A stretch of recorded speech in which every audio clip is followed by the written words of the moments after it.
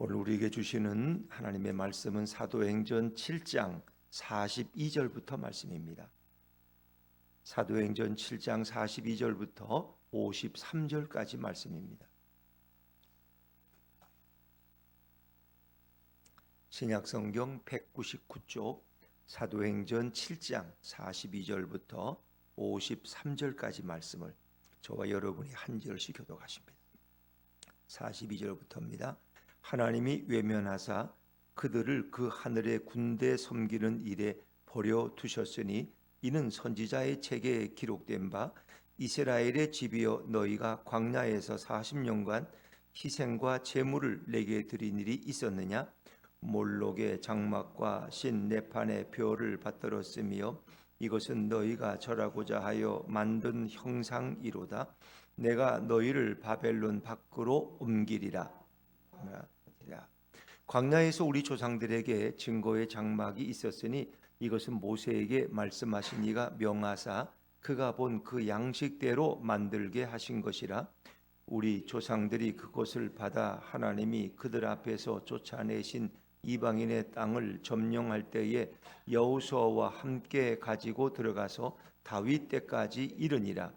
다윗이 하나님 앞에서 은혜를 받아 야곱의 집을 위하여 하나님의 처소를 준비하게 하여 달라고 하더니 솔로몬이 그를 위하여 집을 지었느니라.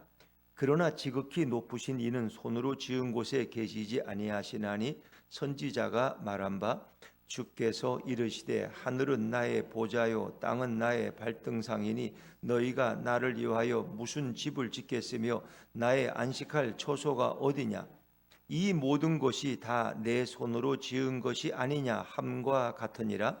목이 곧고 마음과 귀에 할례를 받지 못한 사람들아 너희도 너희 조상과 같이 항상 성령을 거스르는도다.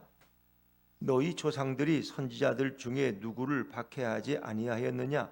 의인이 오시리라 예고한 자들을 그들이 죽였고 이제 너희는 그 의인을 잡아준 자요 살인한 자가 되나니 같이 읽습니다.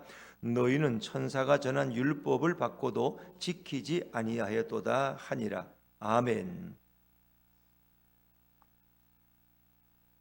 오늘은 성령을 거스르는 백성들 이런 제목으로 은혜 나누길 원합니다. 사도행전 7장이 상당히 길죠. 60절까지 있기 때문에 굉장히 긴 분량이고 스데반 집사는 지금 공회에 붙들려 가서 공회원들 앞에서 자신을 변명하고 자신은 죄가 없다는 것을 주장하기 전에 그는 먼저 하나님의 말씀을 전하죠. 어찌 보면 그 공회원들을 대상으로 이스라엘의 역사를 소개하면서 예수 그리스도가 진정한 하나님이시고 우리의 메시아임을 증거하고 있죠. 그래서 처음에 아브라함에 대해 설교했어요. 아브라함은 순종하는 사람이었어요. 하나님이 그를 부르셨을 때 그는 갈 바를 알지 못하고 따라가고 순종하고 너희 조상이 되었어요. 그러니까 너희는 순종해야 되는데 그렇지 못하다는 거예요. 두 번째는 요셉을 이야기했어요. 너희 민족이 그냥 생겼느냐? 하나님이 요셉의 시대에 이스라엘 백성 75명을 애굽으로 옮기셨고 거기서 400년이 지난 후 그들은 200만의 인구로 발전하게 되죠. 그러나 그 고난의 시간을 이스라엘 민족은 잘 이겨냈죠. 특히 요셉은 어떤 사람이에요? 정말 사랑으로 형들을 용서한 사람. 형들을 당연히 자기를 팔아먹었으니 형들에게 복수해야 되는데 그런 사람이 아니야. 근데 너희 유대인들은 그저 뭐만 잡으면 복수하려고 그러고 죽이려 하고 그렇죠. 용서라는 게 없어 이들은. 그리고 하나님은 요셉을 통해서 악을 선으로 바꾸신 그런 하나님. 그리고 이제 세 번째 인물이 모세예요. 모세를 이제 두 번 우리가 살펴봤는데 정말 모세는 백성들에게 거절당한 지도자예요. 두 번씩 아니 몇 번씩이나 거절당했어. 그럼에도 불구하고 모세는 그들을 이끌고 가나안 밑에까지 들어가게 되죠.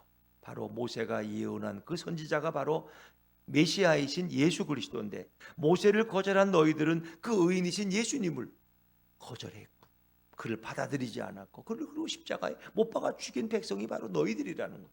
이스라엘 역사를 이야기하지만 그 유대인들의 죄악을 일일이 열거하고 있는 것입니다. 그리고 유대인들의 죄악의 끝판은 뭐냐? 우상 숭배라는 거야. 너희가 언제 하나님을 온전히 섬겨본 적이 있느냐? 너희 좋으라고 맨날 예배드리고 너희 기분 좋게 하려고 그렇게 했지. 분향하고 제물을 드렸지. 하나님께 진정으로 예배한 적이 별로 없다는 거예요. 이제 그거를 지적하고 있어요. 그래서 너희는 목이 곧은 백성이고 마음과 귀에 할례받지 못하니까 너희는 늘 성령의 뜻을 거스르며 살아갔다는 거예요.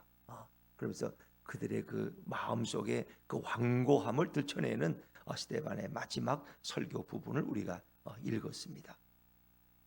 자, 우리가 어제 모세 지난 토요일에 모세 얘기 마지막은 그들이 모세가 시내산에 올라갔다 왔을 때 그들이 뭘 만들었어요? 금송아지를 만들어 놓고 하나님 대신 금송아지를 섬기고 있었어. 거기가 축제를 벌이고 난잡한 파티를 열고 그랬어. 이제 그것이 그들의 우상 숭배의 시작이에요. 근데 그것만 끝나는 것이 아니죠. 그들의 역사는 우상 숭배의 역사였다는 거예요. 자, 가나안 땅에 들어와서도 마찬가지죠. 자, 42절 말씀을 다시 한번 읽어볼까요? 42절입니다. 시작. 하나님이 외면하사 그들을 그 하늘의 군대 섬기는 일에 버려 두셨으니 이는 선지자의 책에 기록된 바 이스라엘의 집이여 너희가 광야에서 40년간 희생과 제물을 내게 드린 일이 있었느냐? 그렇습니다. 의문문이야. 정말 있었느냐? 없었다는 거야. 너희가 광야에 진정 40년간 희생과 제물을 제대로 드린 일이 없었다는 거야. 엉뚱한데 제물, 엉뚱한데. 하나님을 섬긴다고 하지만 마음은 딴 데가 있었다는 거야. 이거죠. 그래서 그들이 섬긴 게 44절에 보니까 몰록의 장막을 섬기고 몰록신을 섬기고 레판의 별 1월 성신을 섬기고 그리고 이것은 너희가 절하고자 할 만한 형상입니다. 내가 너희를 그래서 바벨론 밖으로 옮기려는 건 뭐예요? 바벨론으로 포로로 끌려가게. 너희가 우상 숭배하다가 가나안 땅에 들어오는 순간부터 그들은 우상 숭배에 깊이 빠졌어요. 42절에 보니까 하나님이 그들을 외면하사 왜 그들을 향해 얼굴을 돌릴 수가 없어? 왜? 하나님을 예배하는 게 아니라 우상을 예배하고 있는 그들, 자기들의 욕심을 예배하는 그들을 어떻게 하나님이 바라볼 수 있겠어요? 그들을 그 하늘의 군대 섬기는 일에 버려두셨으니 그 하늘의 군대가 뭐예요? 1월 성신이야. 하늘의 군대랑 1월 성신. 그건 해와 달과 별을 섬겼다. 그들이. 그러니까 하나님 외에 우상, 하나님의 만드신 피조물들을 자기들 신으로 해를 섬기고 달을 섬기고 별을 섬기고 말이에요. 그들이 그 일을 계속했다는. 그 하늘의 군대 섬기는데 버려두셨으니 이제 이 말씀이 무서운 말. 버려둔다. 내버려 두시는 거예요. 이게 제일 무섭다는 거 알죠? 엄마가 아이를 이렇게 좀 애가 하도 말, 그럼 내버려 둬. 네 하고 싶은 대로 해라. 가고 싶으면 가고 오고 싶으면 공부하고 싶으면 공부하고 학원 가고 마음대로 해라. 이 버려두는 게 이 방치라고 생각할 수도 있지만 도저히 이건 안 되는 거야. 도저히 말을 안 들어. 어떻게 해? 그냥 버려두는 거야. 어찌 보면 하나님이 이스라엘 백성을 얼마나 설득하고 그들을 바르게 이끌려고 애썼는데 그들은 도저히 완고한 백성에서 하나님 말을 듣지 않아. 그냥 버려두시는 거예요. 이 무서운 얘기지. 이제 이런 무서운 얘기가 또 한 군데 나온다는 거 아세요? 로마서 1장 24절을 한번 앞으로 가면 나와요. 로마서 1장 24절 한번 찾아보시겠어요? 로마서 1장 24절. 로마서 1장 24절입니다. 240페이지입니다. 로마서 1장 24절 한번 같이 읽어볼까요? 시작. 그러므로 하나님께서 그들의 마음의 정욕대로 더러움에 내버려 두사 그들의 몸을 서로 욕되게 하게 하셨으니 하나님께서 그들의 마음의 정욕대로 도저히 이 백성은 통제가 안 되는 백성이 인간 자체가 그렇지요. 그래서 그들의 마음의 정욕대로 더러움에 내버려 두셨다는 것은 그냥 그대로 두셨다는 거예요. 하나님이 어떨 때는 막으셔요. 근데 도저히 이게 오는 완악한 백성들은 그냥 버려두셔. 이 내버려 뒀다는 게 가장 무서워. 이게 하나님의 심판이라는 거 아세요? 우리가 이렇게 살아갈 수 있는 건 우리가 범죄하고 나쁜 마음을 가져도 하나님이 늘 우리를 보호해 주시게 돼요. 그 은혜의 보호막을 우리가 치고 있기 때문에 우리가 있는. 근데 은혜의 보호막을 걷는 순간 마치 배의 밑창에 구멍이 뚫린 것 같아. 그건 태평양에 가라앉을 수밖에 없어.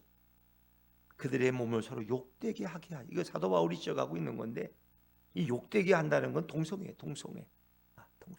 근데도 이제 어떤 잘못된 생각을 가진 사람들은 동성애자들도 사랑하고 하나님이 그들을 창조했다.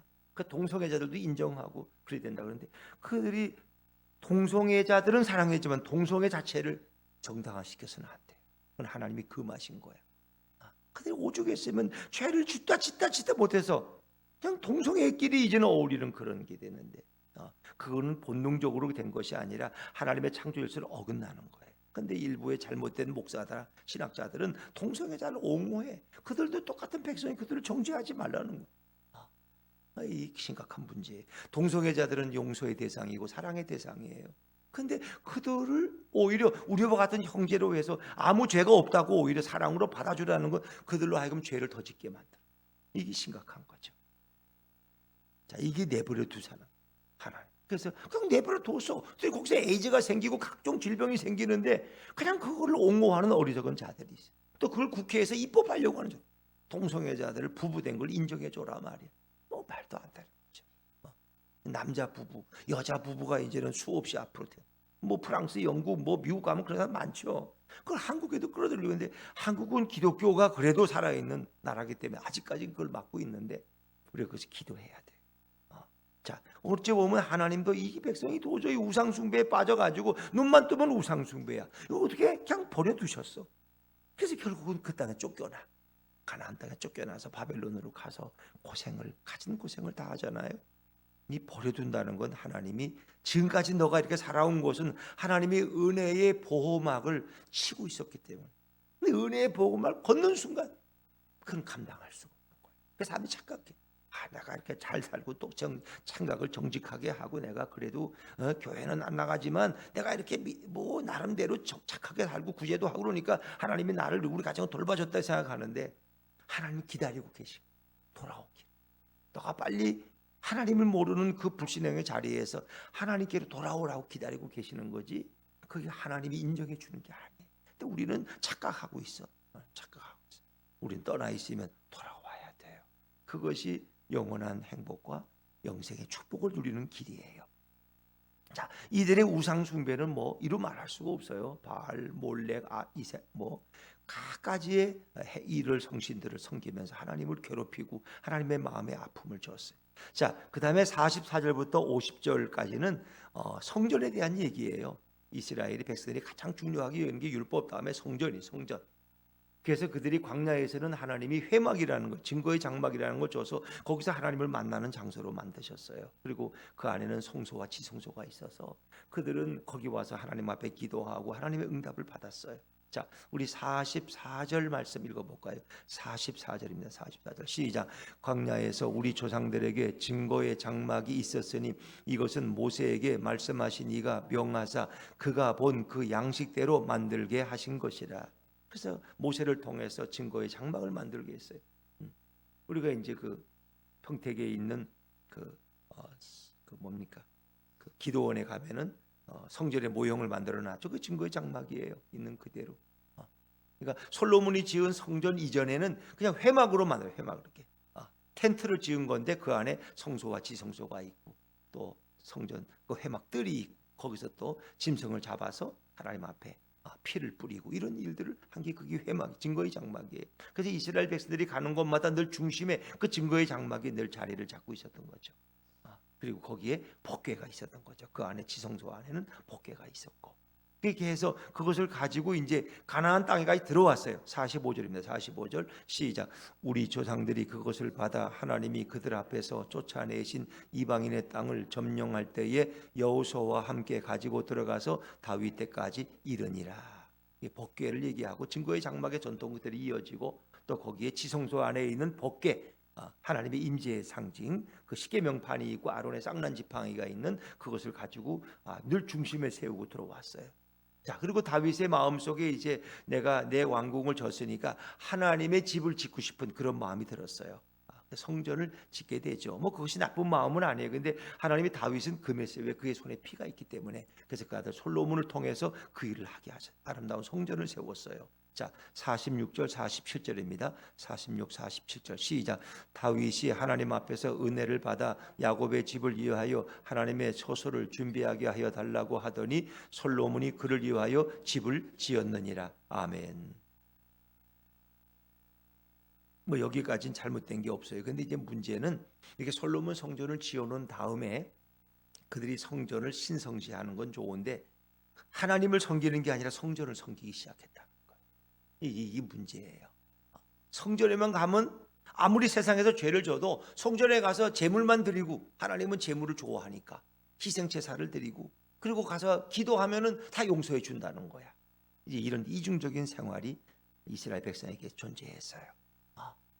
그러니까 제사장들은 성전에 그저 뭐 먹을 거 가져오고 좋은 거 가져오니까 그걸로 그냥 축복해 주고, 그리고 백성들은 계속 밖에서는 악한 일을 행하고 성전에 와서 또 회개하고 제물을 드리고 그 일이 반복됐다는 거예요. 또 심지어는 나중에 가면은 이스라엘 타락에서는 성전 안에 우상들을 만들어 놓고 하나님을 섬기는 우상들을 섬겼어 거기서. 그런 일까지 자행했죠. 그러니까 어찌 보면 이스라엘 백성을 지탱해 준 것이 율법과 성전이지만 또 그들을 타락하게 한 것이 성전. 광야에서는 성전도 없었지만 그들이 타락했는데 성전을 세우는 그들은 더 타락하게 됐죠. 그래서 저희 교회가 개척할 때 그 하나의 우리 교회의 목회 철학 중에 하나는 성전을 건축하지 않는다. 그냥 상가 건물도 좋다는 거, 창고 건물도 좋고. 왜? 성전을 짓다 보니까 그 성전에 사람들이 관심이 집중돼. 마치 성전에 가서 기도만 하면 응답될 거 같고, 그 성전이 우상화돼. 성전이 안에 특권해야 돼. 그래서 그냥 한국 교회는 성전 짓는데 절실이야. 그냥 있는 돈 없는 돈 다 끌어모아가지고 없으면 또 부흥해가지고 또 작정시키고 또 부흥해하고 땅 팔고 집 팔고 해서 성전 줘놓으면 그게 복 받는다. 물론 그렇게 해서 하나님 앞에 헌신하고 복 받는 분들만 있죠. 그런데 그것이 지나쳐서 하나님을 섬기는 게 아니라 성전을 섬기고 있다는 거예요. 성전을. 성전이 아니라 예배당이에요. 구약의 솔로몬 성전 뭐 이건 다 없어졌어요. 지금은 없어요. 그 예배당 예배드리는 처소지 이곳이 성전은 아니에요. 그러나 우리가 이제 기도할 때 성전이라고 말하지만 이거 성전은 아니에요. 하나님의 임재가 있는 곳이 성전. 너희 마음에 주님이 계시면 너희 몸이 성전이야. 너희 가정에 주님이 임재하면 그곳이 성전이야. 내 직장에 하나님이 계시면 거기에 성전이야. 근데 우리는 이렇게 집을 잘 쳐놓고 거기다가 막 은색을 칠해놓고 좋은 피아노 비싼 거 막 우리우리하게 해놓고 거기 와서 예배드리라는 거. 들어가기만 해도 우리우리하죠. 그것은 잘못된 거야. 하나님을 섬기는 게 아니라 성전은 이제 중세 교회가 그렇게 천주교가 그렇게 망한 거야. 집 짓느라고 그냥 보통 유럽에 가보면요 그 예배당 하나가 200년 300년을 지은 거야. 그게 짓다가 돈이 부족하면 또 짓고 또 짓고 또 짓고 해가지고 그렇죠. 근데 거기 사람이 없어. 아무도. 관광객만 오지 예배드리는 사람이 없어. 아무도. 그래서 잘 줘놓으면 뭐해? 다 노인들만 몇 명 남아가지고 그냥 주일을 예배드리고 젊은 사람들은 교회로 오질 않는데. 이게 심각한 문제. 그 우리 교회는 건축 같은 거 안 한다. 뭐 상가 건물이면 어떻고 창고면 어떻고 야외에다 텐트 치고 예배드리면 어떻고 거기 주님이 계시면 되는 거지. 성전 건축가지고 얼마나 많은 돈. 그 잘 지은 집 다 허물어 버리고 거기다가 또 새로 짓고 그게 뭐 어마어마한 돈이 거기 낭비되는데 그걸 신앙이라는 이름으로 강요하고 그런 일들을 지금까지 해왔어. 그래서 교회가 또 많이 부흥했어. 큰 교회, 성전 잘 지은 교회 뭐 이런 데 찾아가는 사람들도 있어. 근데 그게 정말 하나님을 바로 섬기는 건지 우리 한번 심각하게 생각해 봐야 돼. 그 성전, 큰 성전, 그 잘 지은 성전 10년도 안 돼가지고 교회 부흥했다고 허물고 새로 또 크게 짓는데 그 돈이면 얼마나 많은 영혼들을 구원하고 얼마나 많은 사람들을 굶주리지 않게 하고 그걸 다 땅바닥에 쏟아버리고 검축업자들 갖다 주고 그러고 있어요. 이 얼마나 하나님 보시기에 tak하겠어요. 그리고 성전을 한번 세워놓으면 거길 떠나지 않아. 이건 내가 세운 성전이니까 난 여기를 못 떠난다고. 나이가 들어도 은퇴도 안 하고 거기 앉아가지고 그냥. 이게 한국 교회의 병폐. 그렇죠? 자, 이들이 성전을 쳐놓고 이렇게 된 거예요. 그래서 그들의 성전 중심의 사상이 잘못된 건 아니지만 하나님을 성전에 계신 분으로만 착각했다는 거예요. 하나님은 인간의 손으로 지은 곳에 계시는 분이 아니에요. 그 성전은 하나님의 이름을 두시는 곳이지 거기에 하나님이 계신 곳이 아니라니까. 거기 성전 주의 이름이 거기에 있는 곳이에요. 거기 와서 기도하면 내가 응답한다고 말씀하셨지만 하나님은 성전에 계신 분이 아니라는 거예요. 자, 48절입니다. 48절. 같이 48절 시작. 그러나 지극히 높으신 이는 손으로 지은 곳에 계시지 아니하시나니 선지자가 말한다. 인간이 손으로 지은 곳에 하나님은 계신 분이 아니야. 하나님은 온 우주의 편만에 계신 분이야. 근데 성전에 갇힌 분으로 하나님을 만들었어. 그리고 유대인의 하나님으로 이방인들은 하나님이 없어. 유대인만이 하나님이야. 예루살렘에 와야 하나님을 만날 수 있다고. 자, 49절입니다. 49절 50절 다 같이 읽죠. 시작. 주께서 이르시되 하늘은 나의 보좌요 땅은 나의 발등상이니 너희가 나를 위하여 무슨 집을 짓겠으며 나의 안식할 처소가 어디냐. 이 모든 것이 다 내 손으로 지은 것이 아니냐. 아멘. 너희가 나를 위해 지은 것 같지만 그건 내 손으로 지은 거고. 그리고 땅은 나의 발등상, 하늘은 나의 보좌. 보좌라는 건 하나님이 앉은 의자를 보좌라 그래. 보좌. 그러니까 그리고 발등상이라는 건 발을 디디고 있는 거. 그게 이게 발 디딤돌. 뭐 일식집이나 좋은 식당에 가면 이렇게 발 딛고 있는 이런 게 있어요. 이제 그런 거. 그러니까 하나님은 우주의 편만에 계시대. 저 하늘이 하나님의 보좌고, 아니 의자고, 이 땅이 그의 발등상이야. 하나님은 우주의 편만에 계시. 근데 성전 안에 하나님이 계신다고. 거기 와서만 하나님께 잘 보이면 돼. 밖에 나가서는 별의별 악을 다 하고 불법을 행하는 자들. 그래서 이중적인 신앙생활을 하게 됐어요. 하나님은 성전에 계신 분들, 또 유대인만을 위한 편협한 하나님. 이방인들은 기도는 듣지도 않아. 이방인들은 성전에 오지도 못해. 그건 유대인만을 위한 선민주의에 빠져. 그리고 하나님보다 성전을 더 열심히 섬겼어. 성전을 수리. 그리고 성전 안과 성전 밖의 삶이 이중적인 삶을 살아. 교회 와서 보는 교인의 삶과 세상에서 보는 교인은 달라. 이게 문제. 우리 참 집사님 계시지만 좀 남의 얘기 미안하지만, 그래도 그 직원이 우리 교회 초청주일에 한번 왔다가, 사실 나도 복잡한데 저 사람들 데리고 또 다음 주에 가려니까 아이고 그냥 손을 놔버렸어. 그들이 그분이 와가지고 그러더라는 게 목요일 좀 와가지고, 집사님 저 계장님 나 또 그 교회 한 번 더 가면 안 되냐고. 저기가. 그러니까 그 나름대로 우리 집사님이 직장에서 잘 생활했다는 거야. 저 사람은 교회에서는 어떤지 모르지만 아이고 직장에서는 아주 그냥 지긋지긋한 갑질하는 상관이라고 생각하고 누가 그걸 오겠어. 그러니까 우리 교인들이 직장 생활에 세상 생활에서 참 중요해요. 이중적인 삶을 살면 안 돼. 오죽했으면 옛날에 부흥 강사들이 그런 얘기 많이 했어요. 목사님이 이제 설교를 근사하게 잘하고 예배를 다 마치고 막 축도하려고 그러는데 사모님이 갑자기 옆에서 나오시더니 이부자리하고 솥단지를 다 들고 강단으로 올라오셨어. 그래서 그이들 다 놀랬어. 아니 사모님이 목사님이 축도하고 예배 마쳤는데 왜 이렇게 솥단지 이불자리를 들고 올라오셨나. 그래서 사모님이 내가 왜 여기 올라오냐. 우리 목사님은 저렇게 근사하게 강단에 설교하는 목사님하고 우리 집에서 보는 우리 목사님하고는 전혀 다른 사람이라는 거야. 집에서는 악마라는 거야. 우리 목사님이 그렇게 아이들을 괴롭히고 사모님을 괴롭히고 그냥 인정머리 없는. 그리고 강단에만 서면 천사같이 저렇게 아름답게 설교를 하는데 나는 강단에서 목사님하고 하루 좀 살고 싶대. 여기서 좀 오죽했으면 사모님. 그런 얘기 많이 들으지 않았어요? 이중적인 삶. 목사들이 그런데 제일 많이 빠져. 장로님들이 그런 이중이 제일 많이 빠져. 교인들 앞에 거룩한 장로님, 대표기도도 거룩하게. 근데 집에 가면 악마야. 좀 미안한 얘기 표현이지만 뭐 다 그런 게 아니라 이제 그런 분이 어쩌다 있다는 거죠. 그래서 동네에서 손가락질 받고 저게 무슨 장로냐, 집사냐, 권사냐. 저거 때문에 내 교회, 저거 죽어야 내가 교회 나가지. 왜 남 돈도 주고 갚지도 않고 이자도 안 주고. 그런 사람이 너무 많거든. 그러니까 우리가 참 잘해야 된다는 얘기예요. 교회에서 믿는 신앙생활이나 밖에 나가서 예수님 믿는 신앙생활이라 다르면 안 돼. 우리는. 근데 그게 성전 중심의 삶이 그걸 그렇게 만들어 버렸다는 거예요. 그래서 오죽했으면 그런 얘기가 나왔을 정도로 이스라엘의 문제는 바로 그거예요.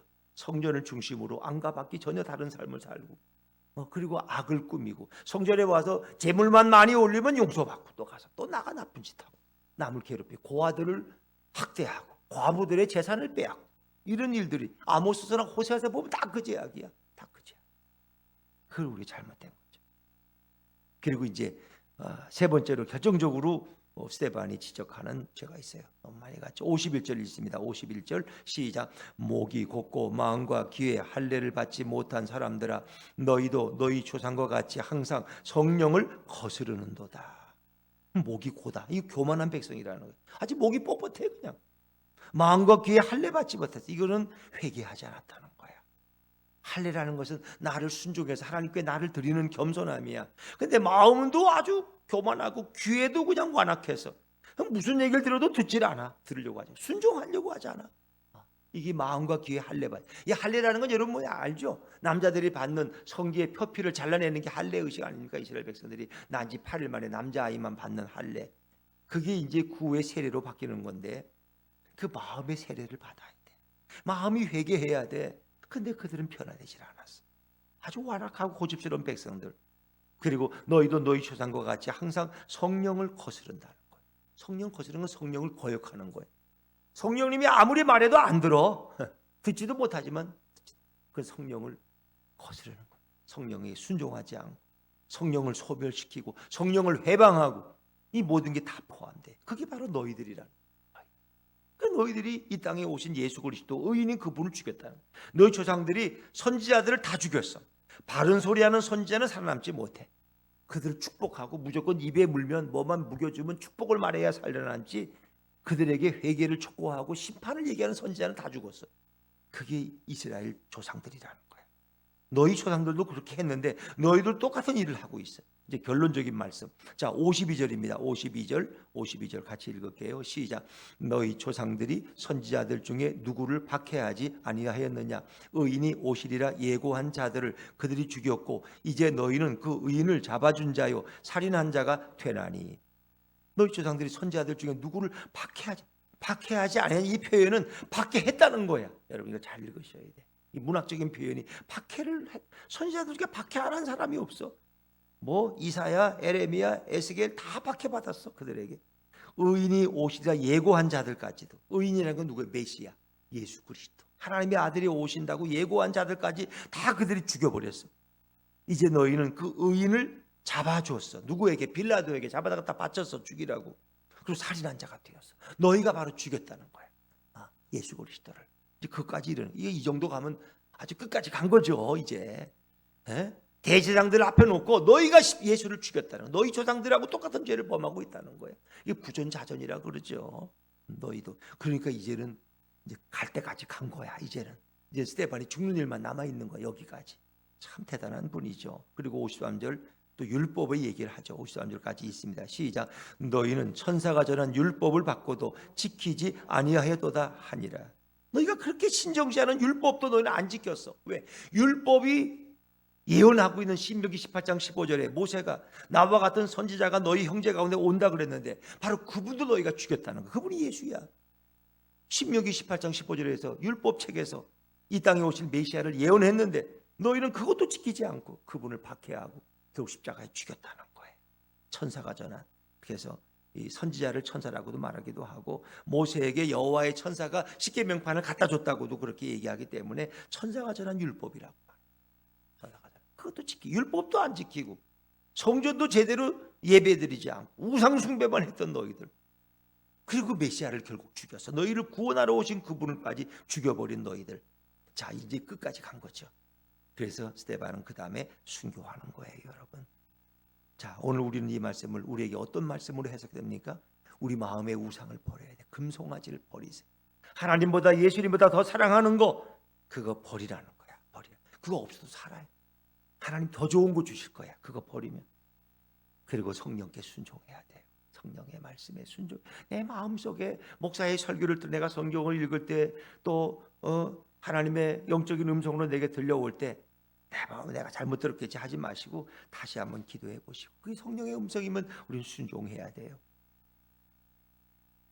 그리고 성전 안에 있든지 밖에 있든지 늘 성령과 동행하는, 그것을 위해서는 예수 그리스도를 내 인생의 주님으로 모시고 그분의 말씀에 순종할 때 우린 진정 겸손과 동행의 삶을 살아갈 수 있어요. 예수 그리스도 그 존귀한 이름, 하나님의 아들로 오신 그분을 내 인생의 주인으로 모시고 오늘도 그분의 말씀에 순종하며 나아가는 복된 한 주간 되시기를 주의 이름으로 축원합니다.